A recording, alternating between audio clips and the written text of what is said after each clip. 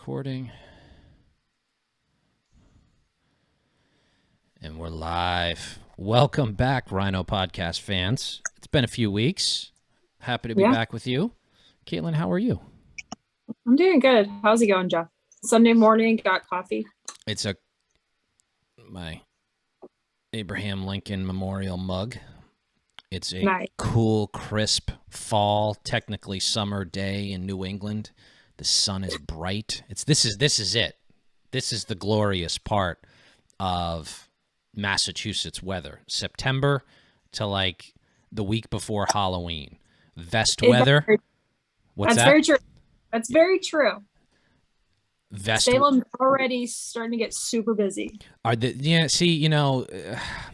I see people online, like a neighbor down the road started decorating their house with Halloween decorations. I swear to God, before Labor Day. I'm like, that is aggressive. That's too much. That's too much. No, I mean, even in Salem, it doesn't get super Halloween until like October 1st. October 1st. They're very good about keeping it in the month of October. Yeah, in my perspective. You have to. It's not okay. September is still, you're clinging to warm shorts weather, maybe flip-flops. I'm wearing gold T-strap sandals today and this long sleeve tee, and I'm going to the Red Sox game today. So. Oh, see, good. Yeah, see, baseball's still in play. The Red Sox are still in the playoff hunt. I mean, this is the perfect time of year here. It's great. It's dry air, sunny, golf, football. Sam Adams Oktoberfest. The best beer of the year. The best beer of the year is Sam Adams Oktoberfest. There is none better. And that's a fact, not an opinion. So things are good. So we're recording here. We just did a great Patreon episode. So tune in. Go over to patreon.com/RINOPod. Only $1 a month. We got deep into the Dispatch and the Bulwark and the goings-on between there and the fight for the conservatism on the right. But today we're going to talk about some bad news for Biden, and that is his polling numbers.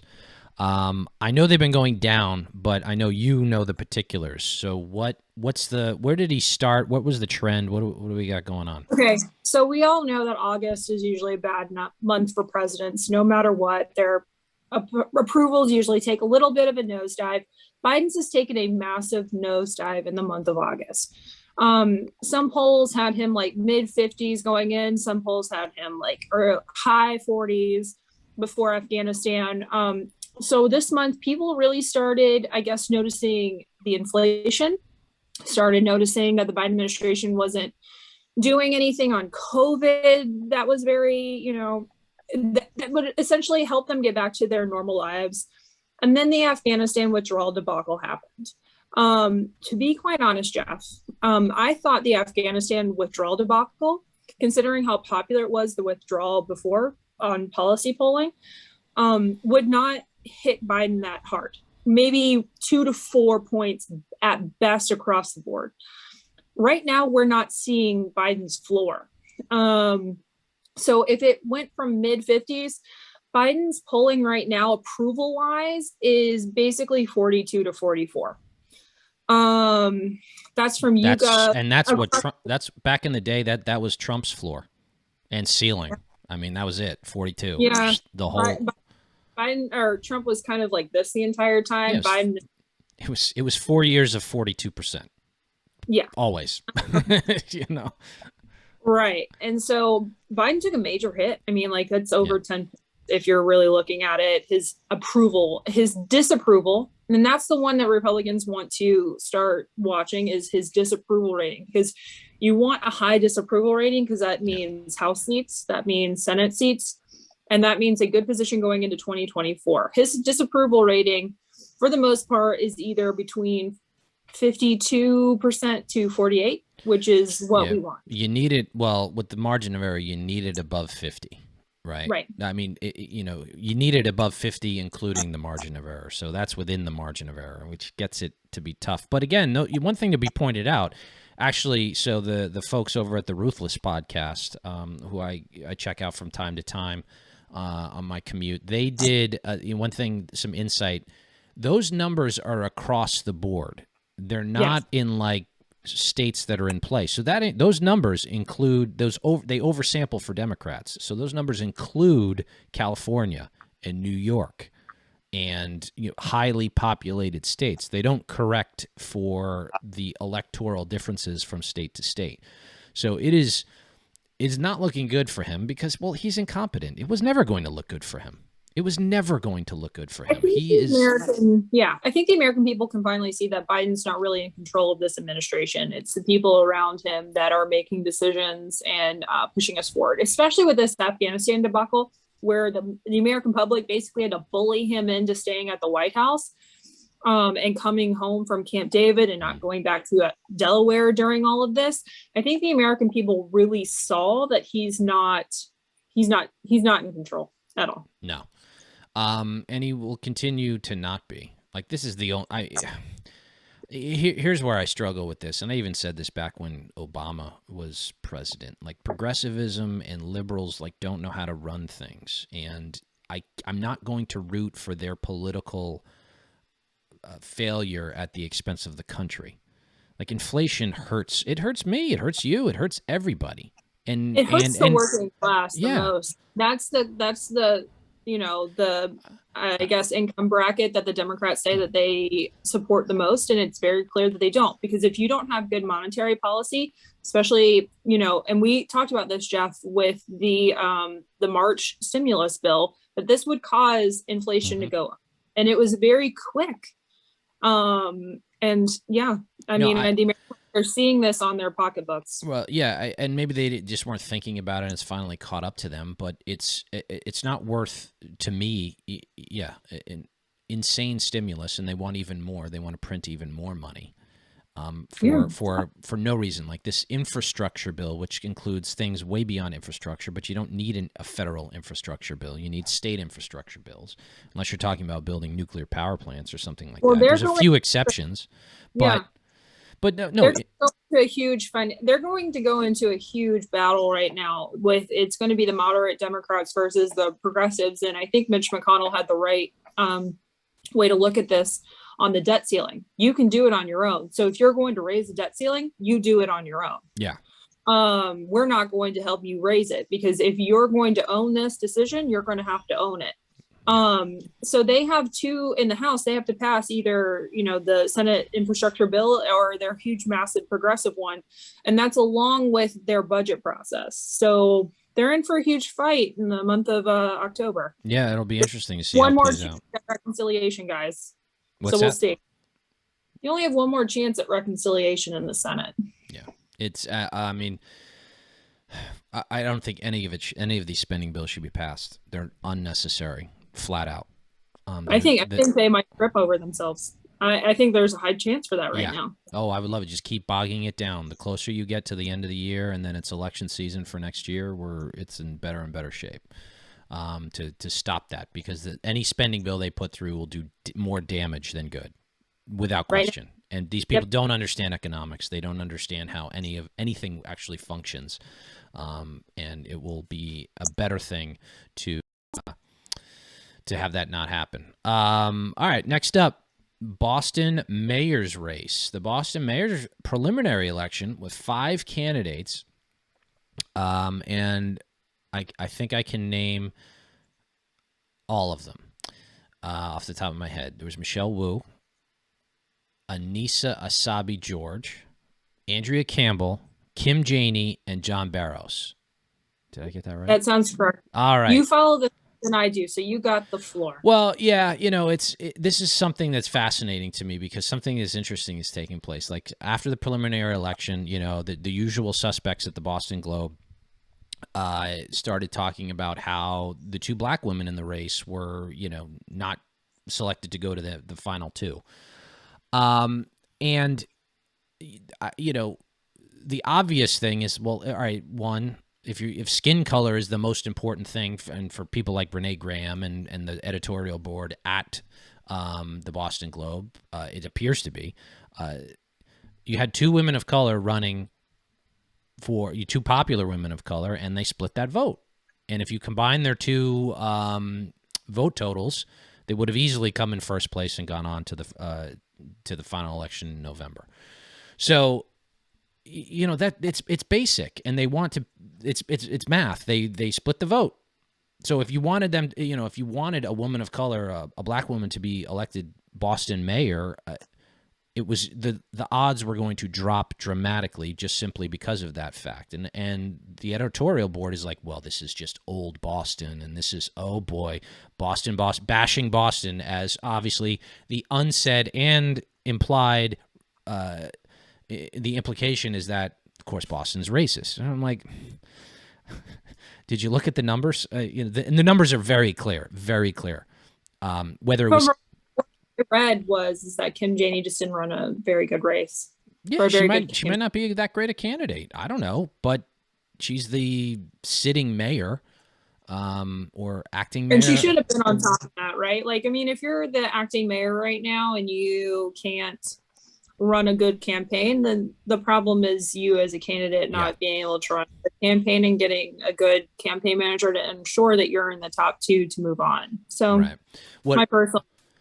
So now that that's shaken out and we've moved past that,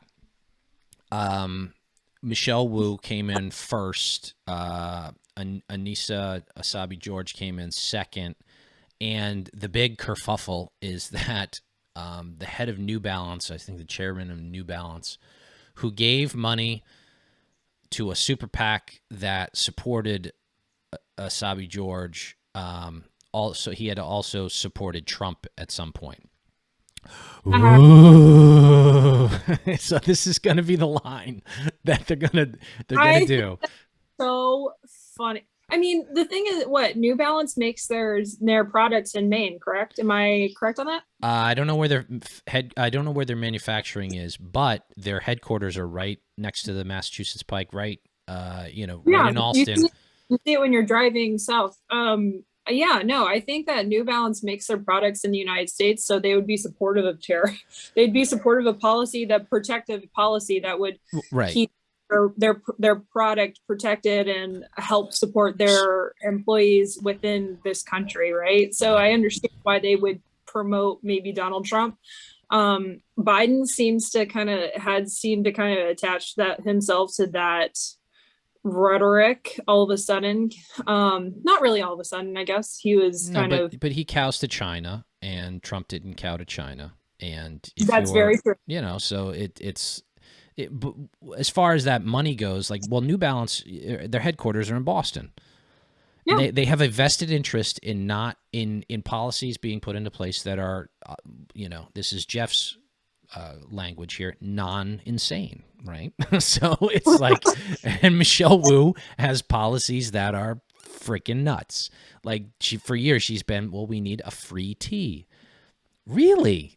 And this is James Pindell had an article on the Globe last week. Tell me, here are the phrases you're going to see. You're going to see and hear in the Boston mayoral election. It's true. It's largely true. And there's one against Asabi George, which was, the Trump money and the guy from New Balance and funding it and yada, yada, yada. And I don't know. We'll see how far that goes. And then the rest was Michelle. What's that? That's not going to be a good line of argument. No, it won't go very far. And let me tell you, if you're Michelle Wu's campaign right now and you happen to be watching this, which I could see that you might, don't go down that road too much. If you try to hit that, nobody will care. It's not that big a deal to most people. They want to hear about the pocketbook stuff. So, but she wants like the free tea, and she's in the direction of defund the police, where Asabi George wants to hire 300 more police officers. There's just a dividing line. Like, basic. George is obviously the candidate that I would vote for if I lived in Boston. I mean, like, God, like, how can you say in a major city that you want to defund the police? Well, talk to de Blasio, right? That's that. Such an idiot. Talk to Garcetti in L.A. Talk to Lightfoot in Chicago. It's just they don't care. They don't care. There's three. Here's the basic things you have to do if you're running for mayor of a city. Okay, basic public safety, including the police. Got to do that. The schools, and then infrastructure. Fill the potholes, clean the streets, trash bins get emptied, all that stuff. That's what you have control over. That's what matters in the local election. That's what people want to hear about. They don't want to hear about Trump. They don't want to hear about your lofty progressive equality and equity and, justice bullshit. Yeah. That's what the activist wants to hear. The activist wants to hear that, not the actual voter. Learn that lesson from Elizabeth Warren coming in 3rd or 4th in the presidential primary last year. Learn that lesson. So I would say, this is going to come down to turnout. No, I'm kidding. But really, right? Yeah. No, what I'm curious to see is so the Globe's going to fully back Michelle Wu. That's the stars are aligning for that. And I'm wondering how big of an effect it will. Is this the Streisand effect? Is this if they back Wu so thoroughly and everybody's like they're done with the Globe, they're done with progressivism, and Sabi George just gets money and says, "Look, I'm not going to screw up the city that much. I'm going to improve it here and there, and we're going to do that, this and that." And Michelle Wu will be like, "Well, we need a bold vision, a bold progressive vision, because she's an activist." Well, okay. I mean, you'll see. And if Boston rejects, which I hope they do, the bold progressive vision, which you can see it taking place in Los Angeles right now with tent cities, insane homelessness in New York, shootings and obscene violence in Chicago. If you want to bring that to Boston, you vote for the more progressive candidate.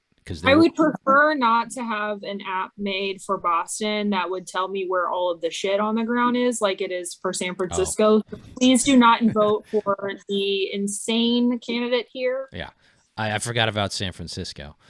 So we'll keep an eye on that. It is our capital city. It is my favorite city. It is our hometown. We have to watch it and take care of it and take pride in it.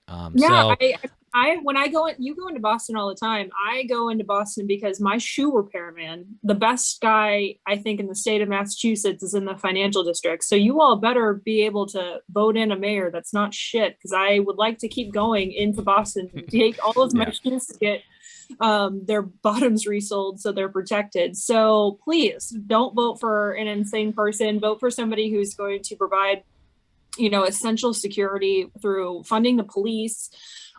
Basic services. I mean, that's what a mayor does. I just don't understand this activist type of role. And then you see these cities just completely go into a complete mess. We don't want Boston to be like that. So please, for the person who's the most responsible. So you don't need somebody implementing climate change policies or some silly nonsense like that at a city level. All right, last up.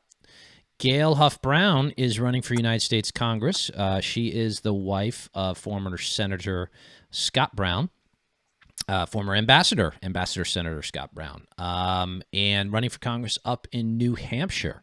So I remember a few weeks ago we heard about Scott had left his post at Suffolk Law. Wait, was it Suffolk Law? Did I have that right? No.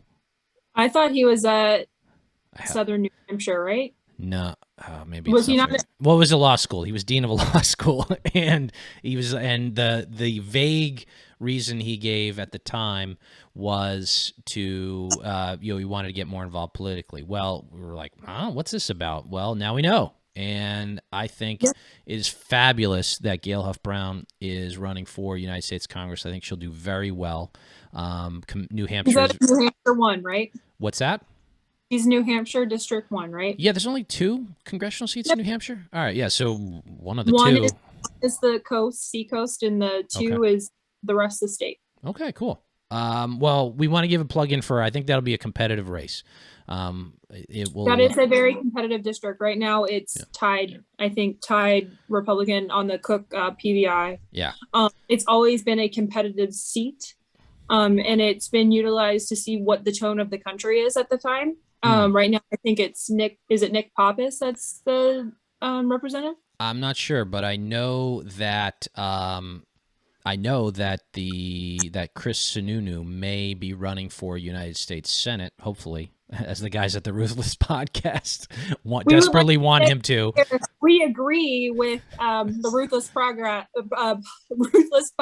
that Chris Sununu needs to run for Senate. Yes, the ruthless program is correct. Yeah, Sununu would do very well. And if whoever could get the nomination on the Republican side to maybe ride some coattails, I think would be in very good shape in that race. But she's got to get through the primary. I think she'd be well poised to. I have some ideas for Gail that would leap. She's got to be very local. She's got to be very local in that district. They run on very local politics up in New Hampshire. So she's got to run very local. But she's good. She's a great candidate, and we wish her the best for that in that race. All right. Anything else? Should we wrap up? I think we should wrap up. I mean, we're going to see a big fiscal battle coming up soon in Congress. So we'll be covering that soon enough. All right. Yeah. Thank you, RINO podcast fans. Patreon.com/RINOpod, only $1 a month. Feel free to sign up. We did a great episode just now. It'll be up shortly today. And until next time, have a great week. Bye-bye.